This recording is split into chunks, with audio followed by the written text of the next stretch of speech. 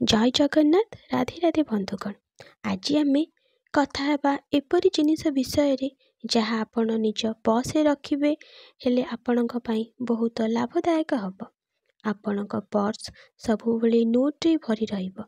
ज्योतिष शास्त्र रे एपरी अनेक उपाय अछि जहाँ द्वारा कि आपणक पर्स केबे हेले खाली रहिब नाही जदि आपण एही उपाय गुडी को अवलंबन करंती।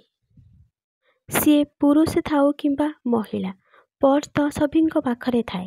पर्स और आम आर्थिक स्थिति मध्य बहुत गभीर संपर्क अच्छी। जदि आमे आम पर्स को सफा सुतरा और स्वच्छ रखि थाउ ताहाले आमर आर्थिक स्थिति मध्य सुदृढ़ हुए। टंका पैसा को व्यवस्थित भाव में रखिबा कामटी को पर्स अति सुंदर भाव में करिथाए। किछि लोक एपरि मध्य अछंती जे पर्स रे टंका पैसा को सजाड़ी न रखी एपटे सेपट करी रखि थांती। चिरी जाइथिबा पर्स किंबा फाटी जाइथिबा पर्स गुड़ी को केबे हेले व्यवहार करिवे नाही। फटा पर्स व्यवहार कले धनहानि होइथाए। पर्स रे किपरि टंका पैसा रखिबे एहा संबंध रे वास्तुशास्त्र विषय रे अनेक सुंदर तथ्य वर्णना होइअछि जहाकू आपण अवलंबन कले निजर आर्थिक स्थिति सुदृढ़ हेब एवं धनर केबे हेले कमी हेब नाही। वास्तुशास्त्र अनुसार एपरी किछि वस्तु गुड़िक अच्छी जहाकू कि आपण केबे हेले निज पर्स रे रखंतु नाही। सेगुड़िक पर्स रे रहिबा द्वारा नकारात्मक शक्तिर संरचना करिबारे सहायक होइथाए। सर्वप्रथमे आमे यह जानिबा कि पर्स रे केउ जिनिस रखिबा नाही। तेबे बंधुगण पर्स रे केबे हेले अपवित्र जिनिस गुड़िक रखिबे नाही।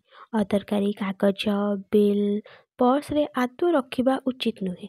बहुत महिला माने निज पर्स रे खाइबा जिनिस मेडिसिन रखि थांती किंतु पर्स रे एही सब जिनिस रखिबा उचित नुहे। यदि पर्स रे सर्वदा मेडिसिन रखुचंती ताहा द्वारा घरे रोग वैराग्य माड़ी आसीबो। जदि पारुचंती पर्स रे माँ लक्ष्मी एक कागज फोटोटी रखंतु। माँ लक्ष्मी फोटो पर्स रे रखिबा अत्यंत शुभदायक होइताए। किंतु फोटोटी मैला किंबा चिरी गले फोटो को बदलाई नुआ फोटोटीए रखिनेबे। माँ को फोटो रहिले आपणक पर्स केबे खाली हेब नाही।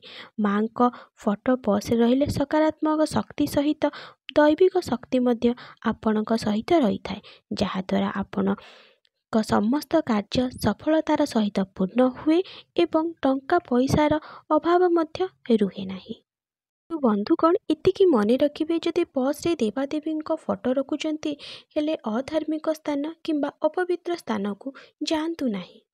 पर्स को सबुबले बाम पाखरे रखिबा शुभ मना जाए। पर्स रे केबे हेले चाबी रखंतु नाही। पर्स रे टंका और पैसा को अलगा अलगा रखंतु। पर्स रे टंका को केबे हेले मोड़ी रखंतु नाही। सर्वदा खोला करी रखंतु। पर्स रे केबे हेले टंका सहित बिल बा रसीद बा टिकेट रखंतु नाही। एहा द्वारा विवाद बढ़ी थाए। पर्स रे केबे हेले बीड़ी सिगारेट रखंतु नाही।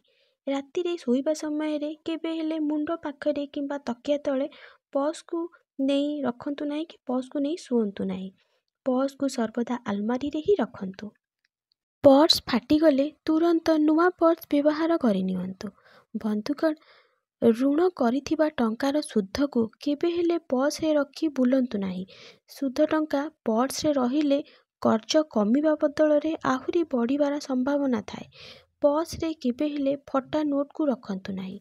फटा नोट थिले धनर आगमन हेबा बंद होई जाए। पर्स रे आपण लक्ष्मी गणेशंक रूपा मुद्रा रखि पारिबे। पर्स रे रूपा मुद्रा रहिले एहा धन को आकर्षित करिबारे सहायक होइथाए। आपण गोमती चक्र धला कौड़ी एवं अखंडित अक्षत मध्य रखि पारिबे। एहा रखिले आपणक पर्स केबे हेले खाली रहिब नाही।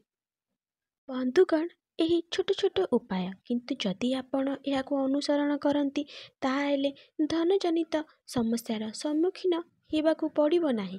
किंतु बंधुगण एतिकी मन रखिबे फालतू खर्च करिबे नाही।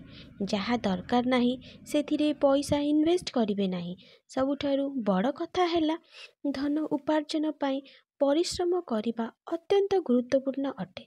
आर्थिक स्थिति सुदृढ़ ପାଇଁ କଠିନ ପରିଶ୍ରମ ସହିତ ନିଜ ଭାଗ୍ୟକୁ ମଧ୍ୟ ବଳିଷ୍ଠ କରିବାକୁ ପଡ଼ିଥାଏ।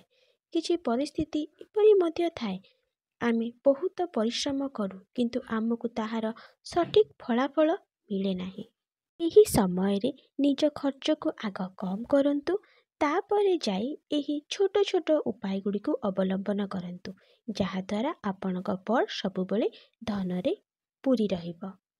ଛୋଟ ହେଉ କିମ୍ବା ବଡ଼ ହେଉ, ପଇସା ରଖିବା ପାଇଁ ପର୍ସ ତ ସଭିଙ୍କ ପାଖରେ ଥାଏ। ଖାଲି ଏହି ବିଶେଷ ଉପାୟଟିକୁ ଶୁଭ ମୁହୂର୍ତ୍ତରେ କରିନିଅନ୍ତୁ, ଦେଖିବେ ଆପଣଙ୍କର ପର୍ସ କେବେ ହେଲେ ଖାଲି ହେବ ନାହିଁ। ଏହି ଉପାୟଟି ଅତ୍ୟନ୍ତ ସହଜ ଅଟେ। କୌଣସି ଶୁଭଦିନ ଅଥବା ନିଜର ଜନ୍ମଦିନରେ ମାତା ପିତାଙ୍କ ଠାରୁ ଏକ ନୋଟ୍ ନିଅନ୍ତୁ।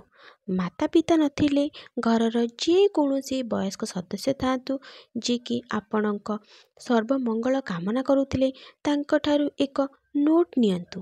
ସେହି ନୋଟ୍ରେ କେଶରେ ତିଲକ ଲଗାଇ ବାପା ମାଙ୍କ ଚରଣ ସ୍ପର୍ଶ କରି ଆଶୀର୍ବାଦ ଗ୍ରହଣ କରି ତାକୁ ସେହି ନୋଟ୍ଟିକୁ ନିଜ ପର୍ସରେ ରଖିନିଅନ୍ତୁ। ଯାହାଦ୍ୱାରା ଆପଣଙ୍କ ପର୍ସ କେବେ ହେଲେ ଖାଲି ହେବ ନାହିଁ।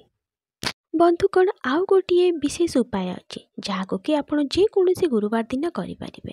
ଗୁରୁବାର ଦିନ 21ଟି ଅକ୍ଷତ, ଗୋଟିଏ ରୂପା ମୁଦ୍ରା, ଗୋଟିଏ ଗୋମତୀ ଚକ୍ର, ଗୋଟିଏ ଧଳା କଉଡ଼ି ଏବଂ ଗୋଟିଏ ହଳଦୀ ଖଣ୍ଡ ନେବେ। ସବୁ ଜିନିଷକୁ ଗୋଟିଏ ନାଲି କନାରେ ପୁଟୁଳି ବାନ୍ଧି ରଖିନିଅନ୍ତୁ। ଏହି ଉପାୟଟିକୁ ଆପଣ ବ୍ରହ୍ମ ମୁହୂର୍ତ୍ତରେ ହିଁ କରିବେ। ମହାଲକ୍ଷ୍ମୀଙ୍କ ପୂଜାର୍ଚ୍ଚନା କରି ପୁଟୁଳିଟିକୁ ତାଙ୍କ ସମ୍ମୁଖରେ ରଖିଦିଅନ୍ତୁ।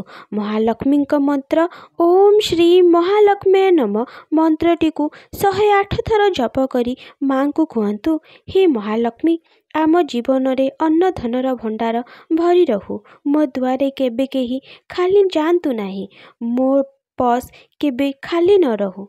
ବନ୍ଧୁଗଣ, ଏହି ପ୍ରକାର ମାଙ୍କୁ ବିନମ୍ର ଅନୁରୋଧ କରି ପୂଜାର୍ଚ୍ଚନା କରି ସେହି ପୁଟୁଳିରୁ ଯେକୌଣସି ବସ୍ତୁରୁ ଗୋଟିଏ ଜିନିଷ ନିଜ ପର୍ସରେ ରଖିନିଅନ୍ତୁ। ମହିଳାମାନଙ୍କ ପର୍ସଟି ବଡ଼ ଥାଏ, ସେ ଚାହିଁଲେ ପୁରା ପୁଟୁଳିଟିକୁ ନିଜ ପର୍ସ ଭିତରେ ରଖିପାରିବେ, ନଚେତ୍ ସେଥିରୁ ଯେକୌଣସି ଗୋଟିଏ ଜିନିଷ ମଧ୍ୟ ନିଜ ପର୍ସରେ ରଖିପାରିବେ। ବାକିତକ ଜିନିଷ ସେହି ପୁଟୁଳିରେ ବାନ୍ଧି ଧନ ରଖୁଥିବା ସ୍ଥାନରେ ରଖିଦେବେ। ଏପରି କରିବା ଦ୍ୱାରା ମାଙ୍କ କୃପାରୁ ଧନର ଆଗମନ ହେବ ଏବଂ ଆପଣଙ୍କ ପର୍ସ କେବେ ଖାଲି ହେବ ନାହିଁ। ବନ୍ଧୁଗଣ, ଛୋଟ ଛୋଟ ଉପାୟ, କିନ୍ତୁ ଯଦି ଏହାକୁ ଆପଣ ଅବଲମ୍ବନ କରନ୍ତି, ହେଲେ ଆପଣଙ୍କ ଜୀବନରେ ମଧ୍ୟ ଧନଜନିତ ସମସ୍ୟା ରହିବ ନାହିଁ। ରାଧେ ରାଧେ, ଜୟ ଜଗନ୍ନାଥ।